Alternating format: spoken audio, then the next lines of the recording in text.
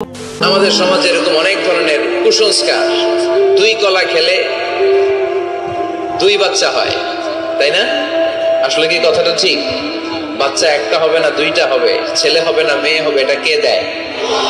আবার অনেকের মাথার চুলের মধ্যে দুইটা গিট থাকে, আছে না নাই? দুই গিট থাকলে কয় তোর দুই বিয়া, তিন গিট থাকলে তিন বিয়া, গিট নাই কয় তোর বিয়া নাই, আছে না নাই? এগুলো মুসলমান বিশ্বাস করতে পারে? মুসলমান বিশ্বাস করে একজনকে, তিনি কে?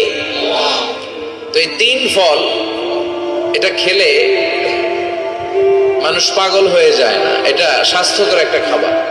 বাংলাদেশের তিন আর আরব দেশের তিনের পার্থক্য আছে। আরব দেশের তিন খুব সুস্বাদু।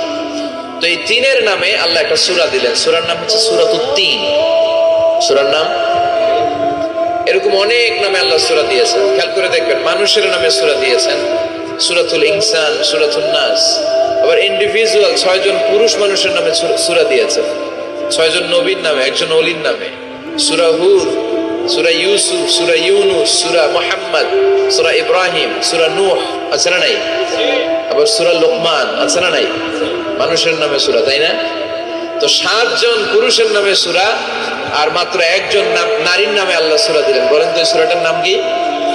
মারিয়াম। তো রেশিওটা কম হয়ে গেছে না? পুরুষ 7 জন, নারী একজন। নারীরা যাতে রাগ না করে, নারীদেরকে বুঝ দেওয়ার জন্য আল্লাহ সব নারীদের নামে আলাদা একটা সূরা দিলেন। সূরার নাম, তার মানে আল্লাহ নারীকে খুশি রাখতে চায়, বিশ্বনবীও নারীদেরকে খুশি রাখতে চায়। আমার অনেকে বলে, হুজুর আপনি নারীদের পক্ষে কথা বলেন বেশি। আমি সবার পক্ষেই বলি, যার যেটা অধিকার তাকে সেটা দিতে হবে, ঠিক কিনা? নারীরা সম্মানিতা, তাদেরকে সম্মান দিতে হবে। বিশ্বনবী তাদেরকে সম্মান দিতেন। মা আয়েশাকে বিশ্বনবী সবসময় আগে সালাম দিতেন। সুবহানাল্লাহ পড়েন। খাদিজা রাদিয়াল্লাহু তাআলা আনহাকে আল্লাহ তাআলা আরশের উপর থেকে সালাম পাঠিয়েছেন।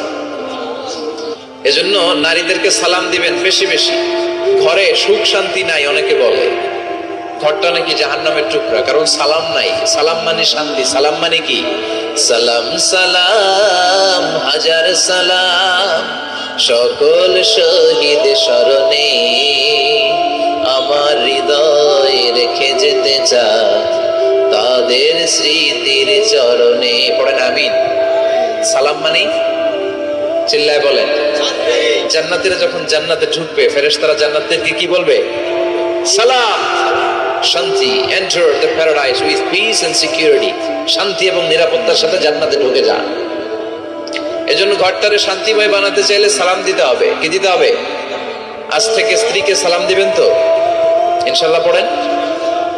আমার মাইকের আওয়াজ যদি বোনদের কানে যায়, মাদের কানে যায়, আপনাদেরও বলি, আপনারাও আগে আগে সালাম দিবেন।